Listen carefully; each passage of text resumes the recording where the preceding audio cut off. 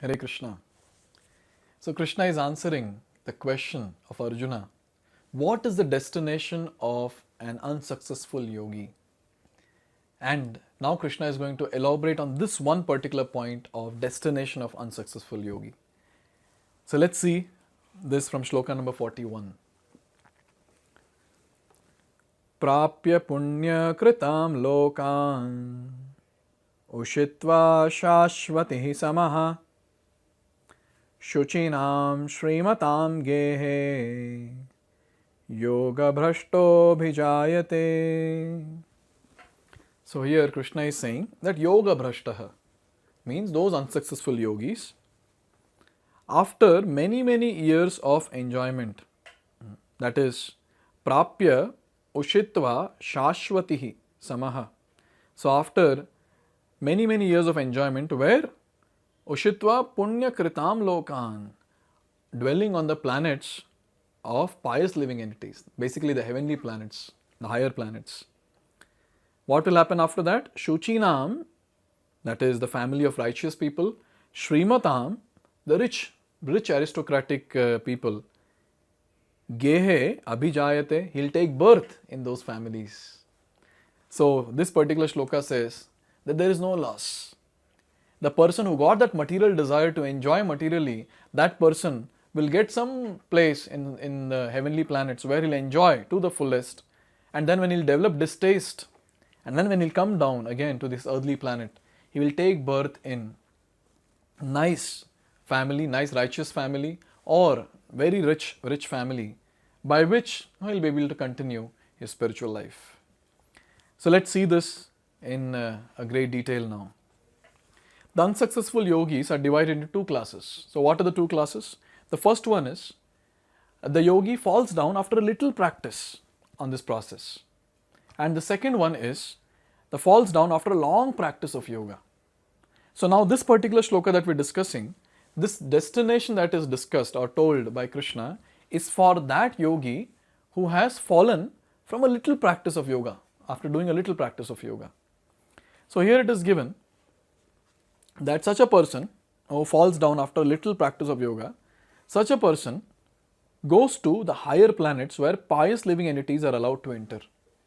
Now in Vedic scriptures, very nicely, various fire yajna is given. So by doing those fire yajna, especially Ashwamedha sacrifice and so many other sacrifices which people were doing in Treta Yuga and Dwapar Yuga, so such people would enter heavenly planets after long endeavor. By doing all these different ritualistic activities, then the person would get the opportunity to enter the heavenly planets and enjoy there all the celestial enjoying items which are there, the enjoying sense objects which are there. And there the enjoyment that is there in the heavenly planet is much higher than that about what is available on this earthly planet. There the body does not wither away the way it withers away here. There the person remains energetic throughout his life, even till the end of life. Throughout he is energetic. All his senses are all powerful, and that person is very strong, both mentally, physically, and he can enjoy to his fullest. And all the items which are there for his enjoyment, be it people or be it things, everything is first class. Where all his senses can be nicely satisfied, nicely gratified. So that planets, these great pious people would enter after doing so many sacrifices, the fire sacrifices. And here we see that a person on the path of Bhakti Yoga or any other transcendental path, if that person, he slips after a little practice, such a person gets such a higher destination. It's not a highest destination, it's some higher destination where, since he had some desire for sense gratification, he's been given this opportunity, okay, chalo, go to heavenly planet, enjoy nicely. And then when you get distaste, then we'll see what next. So that person is given that place where he can enjoy very nicely. After prolonged life there, after a long lifespan in the heavenly planet, one is sent back again to this planet. When is he sent back? When he developed distaste for all that enjoyment. To take birth in the family of righteous Brahmana, Vaishnava, or of aristocratic merchants. So in both the case, in a righteous Brahmana family, they'll be doing various ritualistic activities which will trigger the desire for that unsuccessful yogi who has taken birth to again practice bhakti yoga or again practice any transcendental path.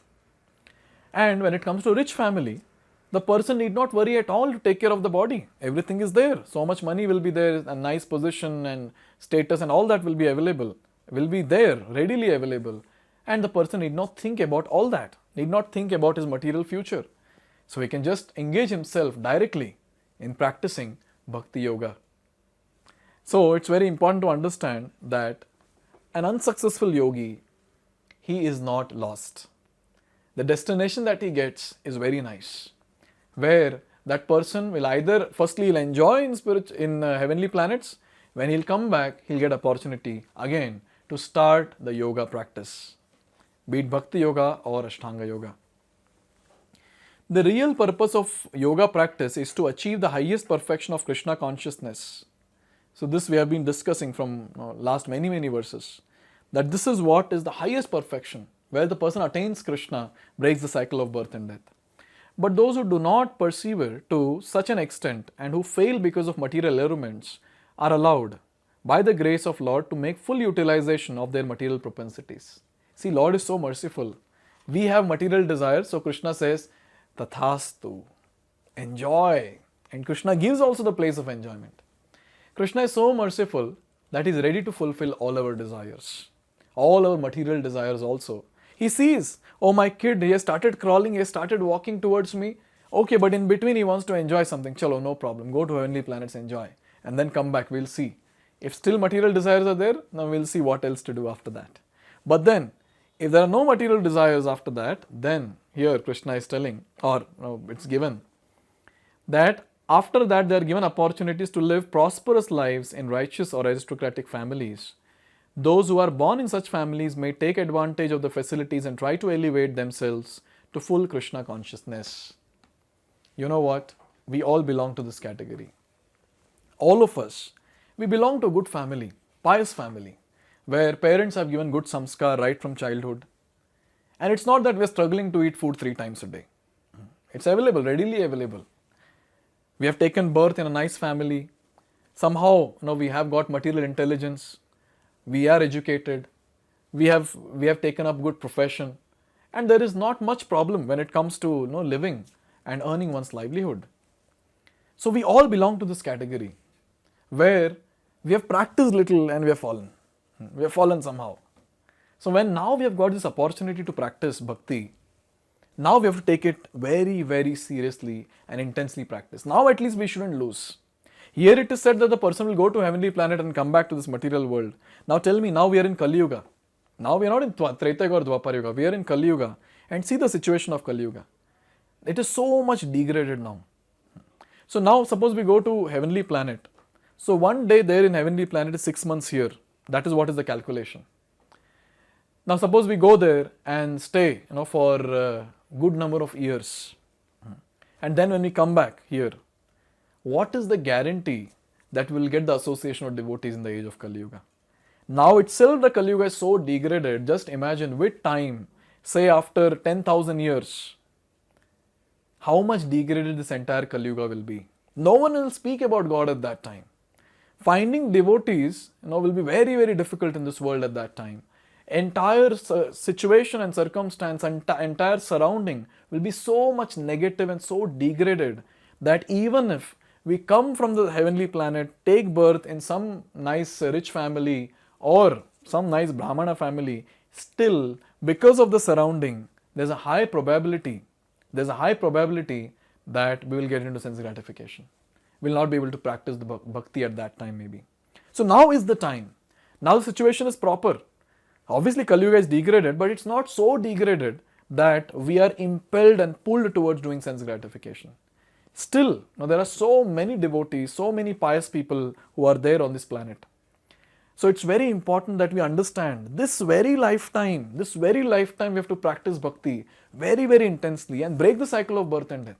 Let's not get into this category. Let's not be a part of this category called a fallen yogi.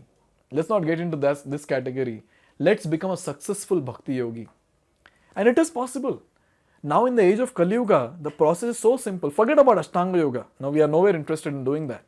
But then when it comes to Bhakti Yoga, it is so simple and it is so blissful. The only thing that we have to do is be very, very attentive when we are practicing Bhakti. When we are chanting the Hare Krishna Mahamantra, Hare Krishna, Krishna Krishna, Hare Hare, Hare Ram, Ram Ram, Hare Hare. We have to be very, very attentive now when we are chanting these holy names. When we are reading Bhagavad Gita, Bhagavatam, we have to be very attentive and see what is Lord telling us here. And we have to be very attentive when we are reading these shlokas, because these shlokas are all powerful, which will actually help us to get cleansed from within. When we are hearing discourses on Bhagavad Gita and Bhagavatam from realized souls, our ears should be very much straight and attentive. And we should be so attentive and with lot of awe and reverence, we hear that person, because we understand that pure Vani, the pure speech that is going to enter our ears is going to cleanse our heart. Even if we are not interested, we are not getting taste in practicing Bhakti, just by hearing a realized soul who has got taste in Bhakti, we will also get taste in Bhakti. So in all these things, what is important is the attentiveness and being respectful towards doing that particular activity. If these two are not there, then it will be difficult to progress on the path of Bhakti. Bhakti process is simple. It has to be done in a proper way, and in this very lifetime we'll be able to attain the ultimate destination. That is, we'll be able to attain Krishna, go back home back to Godhead and serve Him in the spiritual world for His pleasure. We'll be able to do this.